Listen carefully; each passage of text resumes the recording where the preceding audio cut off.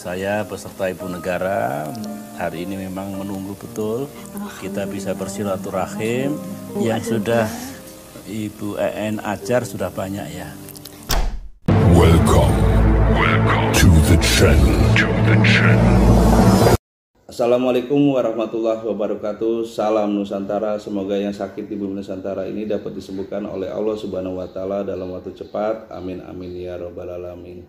Mengenai viralnya penitikan di Google Maps di gedung DPR yang ditandai dengan diberi nama adalah peternakan tikus, kandang tikus dan lain sebagainya, ditanggapi berbagai macam emosi oleh anggota dewan. Saya sangat setuju mengenai tentang penamaan tersebut dalam tanda petik.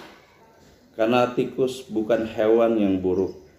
Semuanya punya kelebihan dan punya kekurangan. Bagaimana kita memaknai bahwa tikus ini adalah hal yang baik.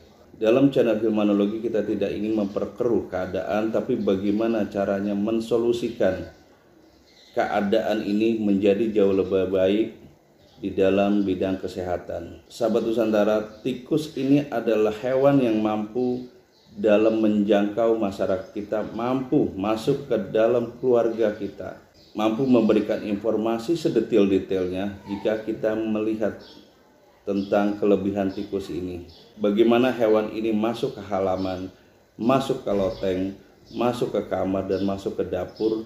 Semua informasi tikus ini mampu untuk mentransfer apa yang terjadi di masyarakat.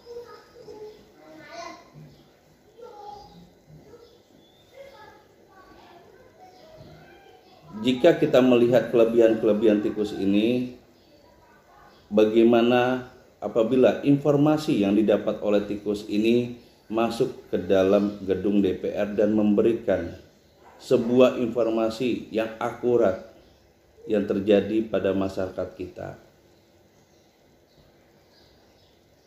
Tentunya digodok anggota dewan, maka ini menjadi satu solusi yang terbaik untuk negeri ini. Dan saya berharap penanggapan tentang peternakan tikus, kandang tikus dimaknai dengan baik, karena tikus tidak selalu hal-hal yang buruk dengan stigma-stigmanya mengenai tentang tikus ini. Baiklah sahabat Nusantara, mari kita berkaca mengenai tentang seorang guru yang mengalami lumpuh puluhan tahun. Masih ingat tahun 2013 yang bernama Ibu EN Sukaisih. Dalam kesakitannya sering digigit tikus. Karena berita viralnya mengenai tentang beliau seorang guru, beliau mengalami kelumpuhan puluhan tahun dan seringnya digigit tikus. Maka informasi ini didengar, diterima oleh mantan presiden kita yaitu Susilo Bambang Yudhoyono. Bahkan Ibu EN Sukaisih diundang ke dalam Istana Jadi Negara. Ibu EN, saya beserta Ibu Negara hari ini memang menunggu betul. Jadi kesimpulannya sahabat Nusantara, bahwa dari tikus itu bisa menyampaikan informasi kepada petinggi negeri ini. Setelah sampai dalam istana, Ibu EN Sukaisih dalam kesakitannya tidak digali endusan-endusan tikus ini. Kenapa beliau sakit? Berapa biaya selama beliau sakit? Dan kenapa sulit disembuhkan dan apakah bisa disembuhkan? Ini tidak digali oleh petinggi-petinggi negeri ini.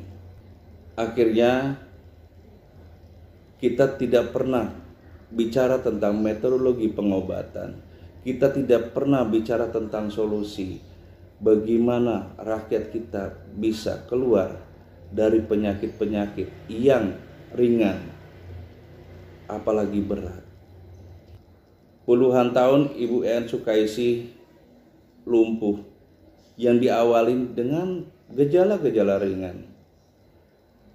Beliau berobat, tentunya berbagai macam pengobatan yang dilaluinya.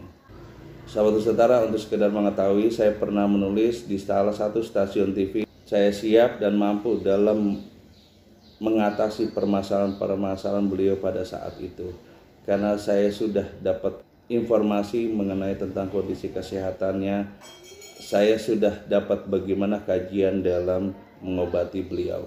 Tapi lagi-lagi tidak ditanggapi dengan baik.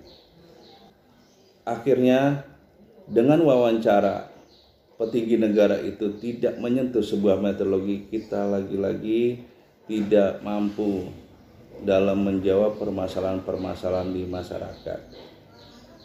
Kita tahu bahwa petinggi negara itu mempunyai pengobat yang ahli, pengobat yang mungkin sekolah di luar negeri, alat-alat canggih, obat-obat canggih.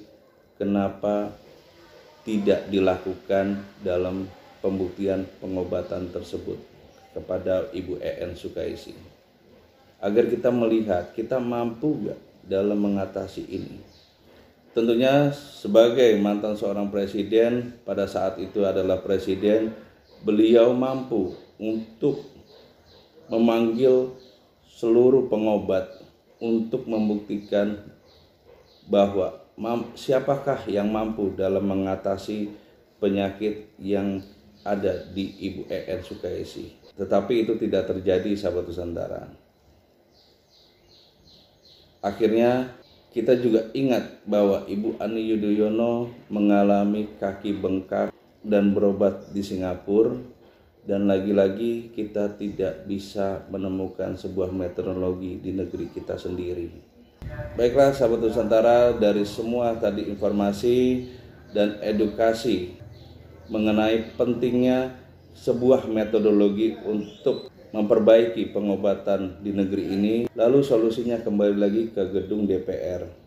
Mari kita memanai tikus adalah memberikan informasi bahwa banyaknya sakit ringan, baik darah tinggi, baik diabetes dan lain sebagainya, berujung pada komplikasi yang berakibatkan stroke, jantung, dan gagal ginjal dengan gejala kaki bengkak.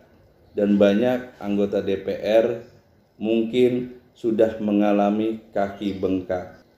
Silakan anggota dewan untuk periksa bagaimana cara mengetahui kaki bengkak.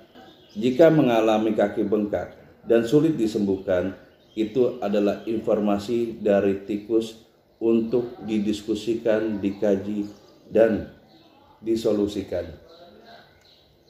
Saya berharap ini semua menjadi satu hal yang positif mengenai tikus dan anggota dewan untuk bersinergi memberikan informasi, dan di gedung itulah menjadikan solusi pengobatan di negeri ini menjadi jauh lebih baik. Cukup sekian sahabat Nusantara, wabillahi taufik wal hidayah. Assalamualaikum warahmatullahi wabarakatuh. Salam Nusantara. Cek kondisi kaki bengkak di anggota dewan. Bangkitkan pengobatan musik Nusantara. Hurrah!